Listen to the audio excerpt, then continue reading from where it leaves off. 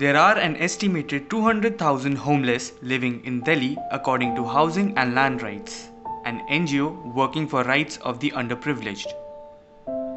Despite such staggering numbers, Delhi Urban Shelter Improvement Board has the capacity to house only 16,760 persons.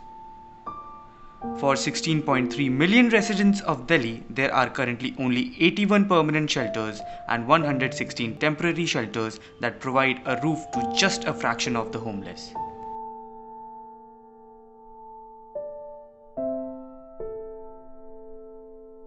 Another NGO called Center for Holistic Development, a group of lawyers and policy researchers working for shelter rights for the homeless, published a report claiming 172 homeless have died in Delhi due to cold this winter. देखिए पिछले कई वर्षों से हम देखते आ रहे हैं कि दिल्ली की सड़कों पे लोग डेथ करते हैं। ये सर्वे हमेशा रिलेवेंट है, डेली कोई ना कोई मरता है। सड़कों पर या शेल्टर के अंदर रहने वाले लोग जिनको हेल्थ की सुविधाएं नहीं मिल पाती, वो कहीं ना कहीं इसका शिकार हो रहे हैं। वहीं अगर हम ये देखें कि जब व्यक्ति शेल्टर में जाता है या सड़क पे रहने वाला व्यक्ति सबसे मोस्ट वल्नरेबल कैटेगरी में आता है, जिसको मौसम की मार के साथ साथ मैलन्यूट्रिशन, कुपोषण और अन्य जो बेसिक नीड्स हैं वो ना मिलने की वजह से वो सफ़र करता है और सड़क पर दम तोड़ता है।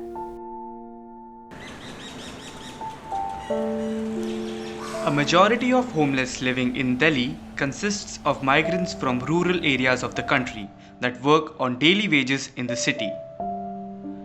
As regular housing is beyond their means, they are forced to live with their families on the street or take shelter in the dwellings put up by the Delhi Urban Shelter Improvement Board, but with little or no facilities. Problem क्या है, यहाँ toilet bathroom नहीं है ma'am. एक bathroom का डब्बा रखा हुआ वो भी टूटा हुआ, सब बहता रहता है। टैंकर नहीं उसके लिए। एक कंबल गद्दे 2 महीने से ऊपर हो गए, इनकी कभी साफ सफाई के लिए नहीं गए। बेड शीट देखो 1.5 महीने बाद कल चेंज हुआ है।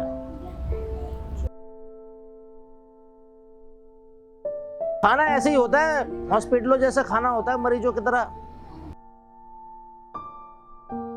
बस आलू और छोले आता है आए दिन।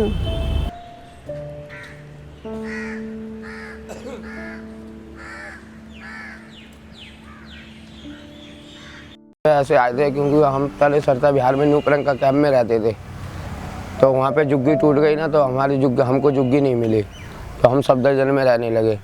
तो सफदरजंग में रहने लगे तो सफदरजंग में हमको बताया कि ऐसी बात है, लोधी रोड साईं बाबा मंदिर है, वहाँ पे रहने लगो।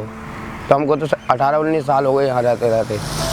एक वो उनका आता है मदन टेरसा का खाना, वो उनका 11 बजे आता है एक खाना, और एक सरदार जी का यहाँ पे लंगर आता है 8 बजे। लंगर आते बेटा बस, और कुछ भी नहीं आता। हाँ। Apart from the cold and windy weather of winters, the homeless also have to face hunger and malnourishment. Some people and NGOs try to help the homeless by distributing free food, water and other necessities to them. तकरीबन इस लंगर को करते हुए महबूब पाक ने हमसे 4 साल से खिदमत ले रहे हैं। तकरीबन 4 साल हो गया, ये 4था साल है।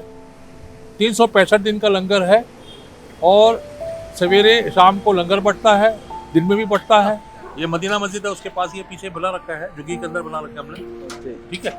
और वहाँ से यहाँ तक आते हैं ये लोग, बरसात में भी, सर्दी में भी, गर्मी में भी, सड़ी गर्मी में भी।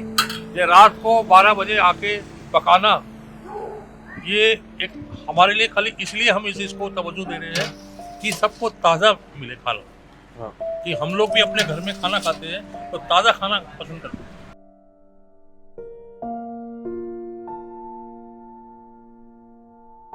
तो मैं कहना क्या ये है, जो इन लोगों को फैसिलिटी दे, इन लोगों को घर द्वार एक रास्ता बना दे।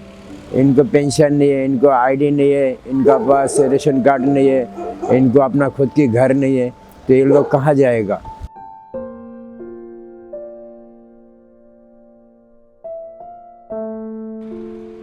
During the winters, if the conditions are unbearable during the day, they get far worse once the sun sets.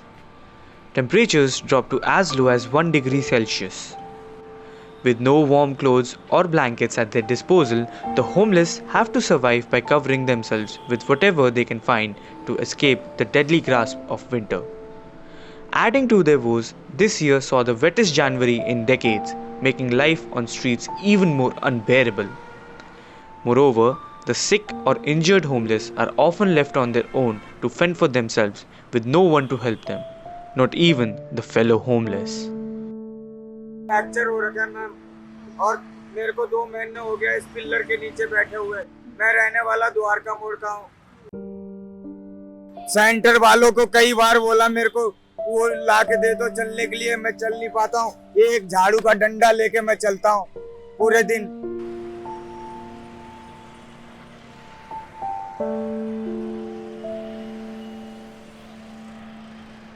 ऊपर से गिरने के चक्कर में दोनों टांग मेरी खराब है, ऑपरेशन हो रखा है दोनों टांगों की, इसीलिए मैं कबाड़ा चुन के अपना बना के खाता हूँ।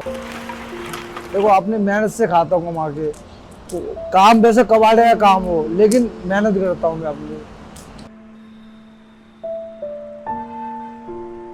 सरकार का खाली यही है कि वो शेल्टर होम बना देता है और कहता है कि हमने हमारी जिम्मेदारी पूरी हुई। बाकी उसमें अगर हम बेसिक सुविधाओं की बात करें तो कहीं 7 साल से कंबल ही नए नहीं आए हैं, टाइम पर कंबल नहीं धुलते हैं, टाइम पर चीज़ें नहीं होती हैं, सरकार के पास खुद ही पैसा नहीं है। जो संस्थाएं इन शेल्टर होम को चला रही है उनको पैसा ही नहीं मिला हुआ अभी तक 1.5-2 सालों से, तो कहीं ना कहीं तो खामियां देखने को मिलती हैं। The Delhi Urban Shelter Improvement Board puts up additional tents for the homeless during the winter. However, due to the COVID-19 norms, only a handful of people are accommodated in these tents. With stringent rations of food and long queues, very few among the hundreds waiting are able to find a bed in the shelters to spend their nights.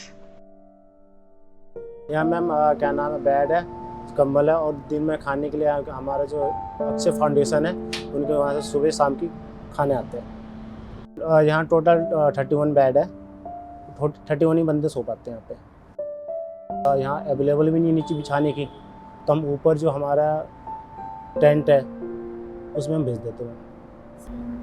Ma'am परेशानी यही है कि ज़्यादा से ज़्यादा tent की लगवाने चाहिए सरकार को, ताकि जो बाहर जितने बंदे सो रहे हैं इनकी जनसंख्या कम हो।